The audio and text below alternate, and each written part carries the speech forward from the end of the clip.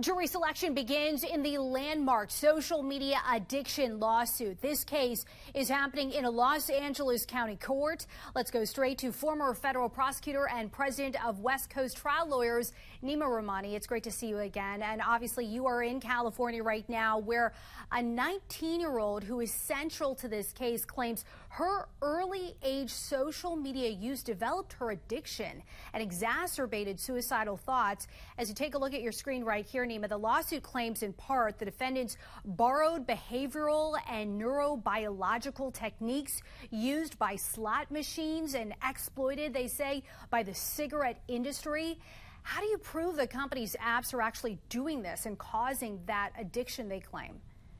Didi, thanks for having me. I'm sitting here in downtown Los Angeles, about a mile away from the courthouse where this is all happening. And like you said, one of the big issues in this case is going to be causation. We know, obviously, mental health is a big issue for teenagers, but was it caused by these tech companies, these social media apps, or was it something else entirely? It could be their family, it could be their friends, school. Obviously, there are a lot of factors at play here. So that's one of the big issues in this case, establishing causation. Were the apps responsible for these mental health issues?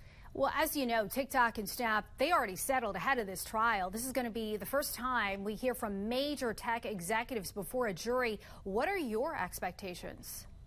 Well, this is the bellwether trial, so it's the first, and depending on how this goes, it's really going to determine how the thousands of other cases filed in state and federal court throughout this country, are they going to settle, or will these tech companies become emboldened and fight those cases? So it's really a test case. And obviously, we know that there are First Amendment defenses here. There's Section 230 of the Communications Decency Act.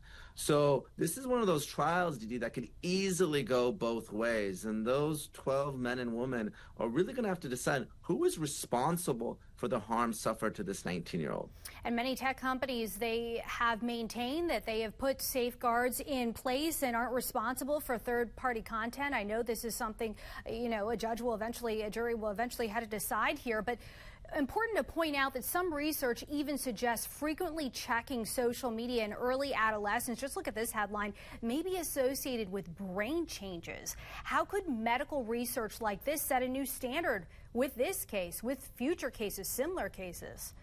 Well, we're going to have the battle of the experts here, and I think we all know how addictive our phones can be. We're always on it, talking, texting on the social media apps. Obviously, children, they're much more susceptible, but certainly you're going to see doctors, medical experts on both sides that are going to come and they're going to opine. Some are going to say that this is addictive. I mean, you heard the analogies, as bad as cigarettes. And I think really the example we'll probably see most are the vaping, the Juul litigation, for instance, that was targeted allegedly to these young children, right? With whether it's on social media or different colors and that type of thing. Because obviously, when you are a company, you want to get someone addicted early. I'm not saying that's what big tech is trying to do, but if you get them hooked early, obviously they're going to be a client or an addict for life. So that's the argument that these mental health professionals and doctors are going to make here. Really is a case that touches every corner of the United States, and of course we're watching it closely. Former federal prosecutor and president of West Coast Trial Lawyers, Nima Rahmani, as always, thank you for joining us. Of course, Didi, thanks for having me as always.